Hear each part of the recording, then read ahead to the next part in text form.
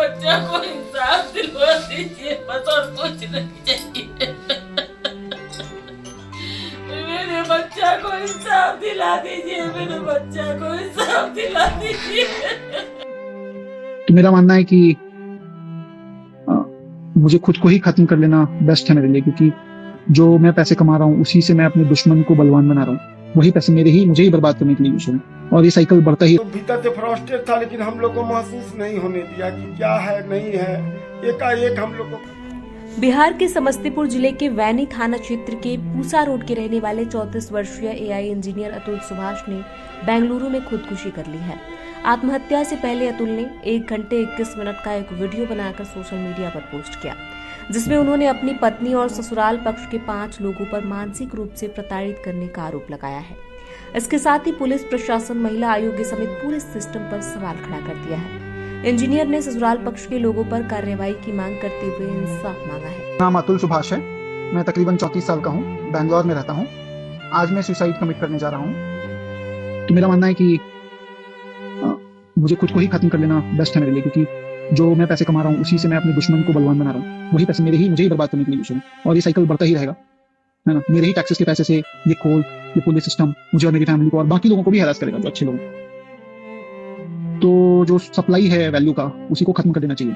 और anyway they gave me a suggestion क्या they told me to commit suicide, and I think they are right. That's the right solution what they've suggested me. So I'm going कि मेरे मरे हुए शरीर के आसपास मेरी पत्नी और उसका परिवार की तरफ से कोई नहीं आना चाहिए। तीसरा, मेरा अस्थि विसर्जन तब तक नहीं होना चाहिए जब तक मेरे हरासर्स को पनिशमेंट नहीं मिलता, तो मेरा अस्थि विसर्जन ना हो। अगर इतने सारी चीजें, एविडेंस और सब कुछ होने के बाद भी अगर कोर्ट, ये जज और मेरे बाकी के हरासर्स को पनिशमेंट नहीं देती है और बरी कर देती है, तो मेरा जो अस्थि है वहीं कोर्ट के बाहर किसी गटर में बहा देना चाहिए, ताकि मैं ये जान जाऊं हमेशा के लिए, मैं ये अपना लेसन सीखता रहूं कि इस देश में क्या वैल्यू है एक लाइफ की। तो ये एक है काम।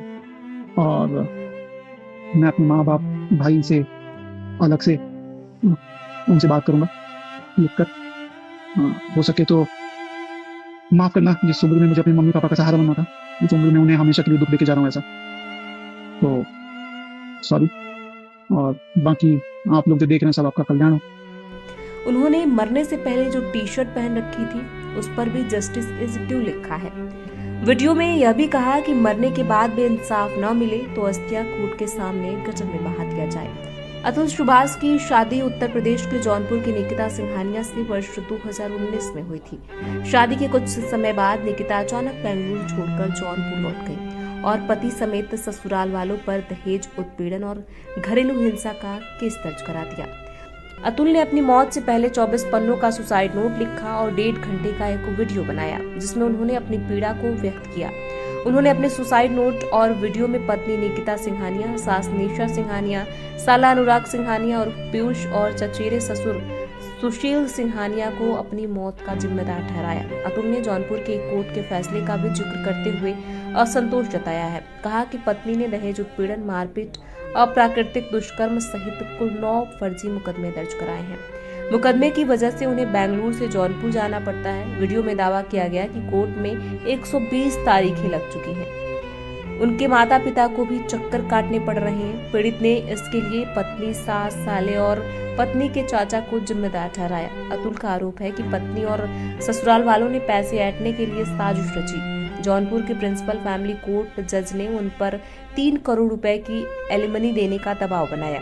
अतुल ने दावा किया कि कोर्ट में रिश्वत देनी पड़ती है। जब उन्होंने रिश्वत देने से इनकार किया तो उनके खिलाफ हर महीने 80,000 रुपए मेंटेनेंस देने का आदेश जारी कर दिया गया। इस घटना की खबर मिलते ही परिवार में कोहराम मचा है। परिवार के लोग बेंगलुरु पहुंच चुके हैं, जहां पोस्टमार्टम के बाद उनका दाह संस्कार किया गया। अतुल के रिश्तेदार और ग्रामीण इस पूरे मामले में दोषी ससुराल वालों पर सख्त कार्रवाई और न्यायिक व्यवस्था में सुधार की मांग के सामने आ रही है कि उन्होंने सुसाइड किया है, जो सुसाइड नोट छोड़े हैं उसको लेकर क्या कुछ कहेंगे? किस तरह के थे अतुल जी, कब शादी हुई थी, क्या? 2019 में उनकी शादी हुई। हाथ से काफ़ी अच्छे थे, अच्छे पोस्ट पे थे, उनकी कोई दिक्कत उनको नहीं थी, लेकिन वो इतना परेशान हो गए थे इस केस से, हिंदुस्तान के इस न्यायिक सिस्टम से, इस पुलिस व्यवस्था से, उन्होंने परेशान होकर अपने जीवन को खत्म कर दिया। किस तरह का विवाद था उनका? वो पत्नी से उनका विवाद चल रहा था, डिवोर्स का केस चल रहा था। कहाँ शादी हुई थी? जौनपुर से, यूपी जौनपुर। उनकी वाइफ क्या करती थी? हाउस वाइफ थी या कहीं नहीं, उनकी वाइफ भी जॉब करती थी। तो उन्होंने जो सुसाइड नोट में न्यायालय की व्यवस्था पर भी सवाल खड़ा किए हैं, तो क्या लग रहा है इसको? तो आप भी सर जानते हैं कि न्यायालय में क्या होता है, केस पर केस, तारीख पर तारीख दिए जाइएगा। वो एक अच्छे पोस्ट पे थे बेंगलोर में, और उनको हर महीने में 4 बार आप जौनपुर आना पड़ता था। कितना परेशानी वाला कारण था। सरकार कोर्ट चाहती तो 2 दिन का मामला था, लेकिन कोर्ट उसको खींच रही थी। उनके द्वारा बताया गया, कोर्ट भी उनसे कुछ डिमांड कर रही थी कि आप डिमांड पूरा किए, जल्दी से केस खत्म हो जाएगा। उन्होंने अपने वीडियो में बताया है, ये तो सब वीडियो है उनका। तो बाकी परिवार के लोग अभी कहाँ हैं? सब बेंगलोर गए थे, शाम तक वो आएंगे यहाँ। दाह संस्कार वगैरह यहाँ हो गया, कल हो गया वहाँ। तो आगे आप लोगों की क्या मांग है? हम लोगों की मांग यही है कि सरकार इस व्यवस्था को सुधारे। सब सारा दोष पतियों का ही नहीं होता है। पत्नियाँ बहुत जगह बहुत गलत होती हैं, लेकिन वो पतियों को फंसा देती हैं। और शासन न्याय भी औरतों के साथ ही चलता है, महिलाओं के साथ ही चलता है।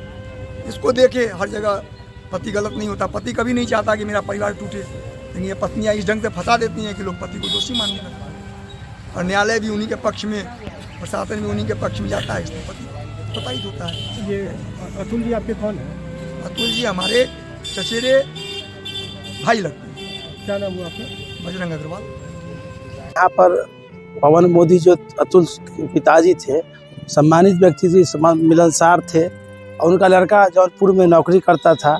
और उन्होंने जो सुसाइड नोट में 5 आदमी को कहा है कि 5 आदमी के द्वारा हम तंग आकर सुसाइड किए हैं, तो लोगों का भरोसा न्यायालय पर रहता है। लोगों का भरोसा न्यायालय पर रहता है, और न्यायालय में जब लूट जाए लोग तो फिर कहाँ जाएगा। वो पूरा फ्रस्ट्रेट हो गए कि अब हम जहाँ जाते हैं वहाँ हमारा कोई सुनता नहीं है। और उन्होंने जो बताया कि जब जज के यहाँ हम गए तो हमारी पत्नी पहले से थी, और उस जज साहब उनको बाहर करके हमसे 5 लाख का डिमांड किए। वो जो बता रहे थे, तो मान ली लोगों का भरोसा तो न्यायालय पर, न्यायालय ही गड़बड़ करेगा तो कहाँ जाएगा। इतना ना वो फ्रस्ट्रेट हो गए, वो आत्महत्या किए। लेकिन आत्महत्या नहीं कही, उसको सब लोग मिल के मर्डर कराए, न्यायिक मर्डर। ये हम लोगों का अपना डिमांड है कि जो लोग 5 दोषी हैं, जज साहब तक सब लोगों को फांसी हो, जो कि इससे लोगों में संदेश जाए कि भाई जो लोग गलत किए उसको पनिशमेंट मिला। मान लीजिए कि हम शादी ब्याह करते हैं लड़के को, तो दोषी नहीं है लड़का, लड़की भी दोषी है। वो शादी किए, वो लड़की दोषी थी, और सब लोग मिल के षड्यंत्र के तहत उनको फंसाया और फ्रस्ट्रेट हो गए। पिताजी को भी उनको पूरा फ्रस्ट्रेट किया है, लेकिन वो लास्ट में अपना आत्महत्या कर लिए। वो देखे कि कोई रास्ता नहीं है। वो हम लोग बगल के हैं, हम नहीं जानते हैं उतना, लेकिन अभी जो हम लोग देख रहे हैं वो व्यवसाय प्रेम विवाह किए थे। वो क्या नाम था आपका? मनोज राय, राष्ट्रीय जनता दल प्रखंड।